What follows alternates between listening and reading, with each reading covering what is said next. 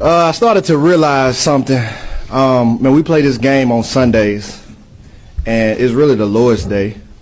And the day we should be worshiping the Lord, a lot of times the players are getting worshiped, and we get to go on this ball field. So since so many of us didn't get to go to church today, I have a word that I want to share. I know this is a little untraditional, so like I said, buckle up.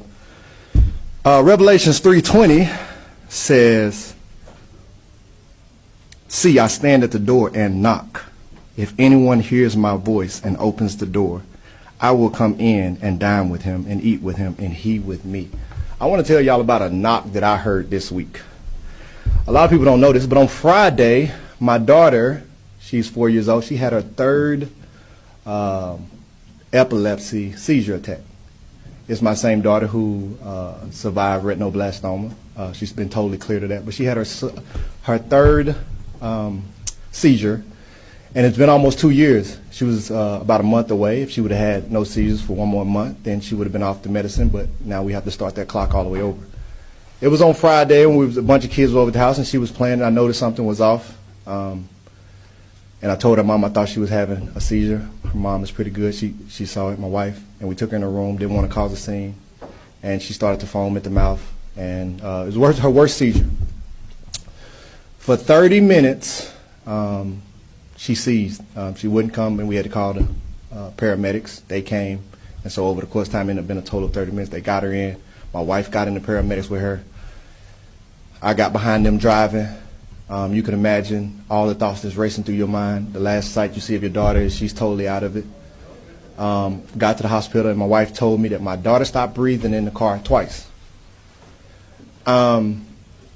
So I'm, of course, praying. We get to the hospital. They give her a bunch of medicine. That she sees her stop. She's laying there. And at this point, if she sees for 30 minutes, you start to fear there could be development issues that could mess with her brain. She stopped breathing. If there was no oxygen going to her brain, you're starting to think about her speech be slurred or anything, or worse. So we prayed, and she had medicine, and my wife and I had to stay overnight at the hospital. And in the middle of the night, probably about 3 o'clock, I heard a knock. And the knock was my daughter. I prayed for her. I said, God, let this just be an attack from the enemy that's just trying to be a distraction, and let him have overplayed his hand, and my daughter come back stronger than before.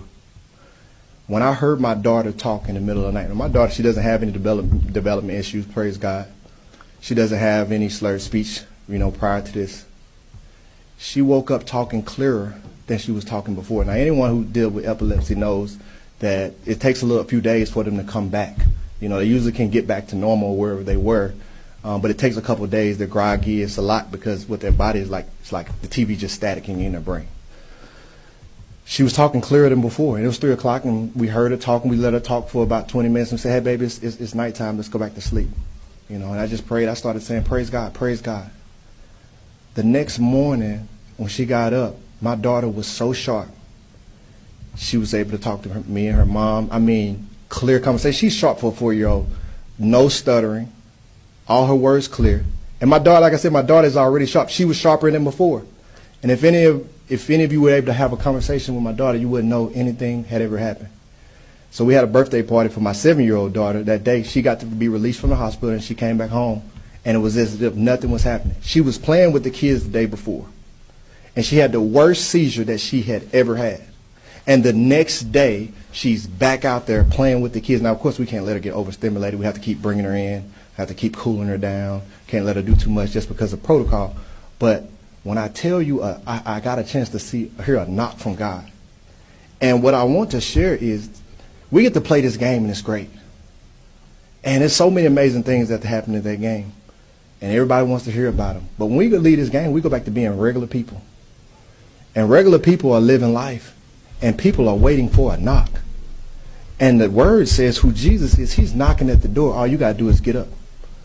And so on the way, man, I'm nervous, but I'm praying. And I'm trusting. And I'm believing.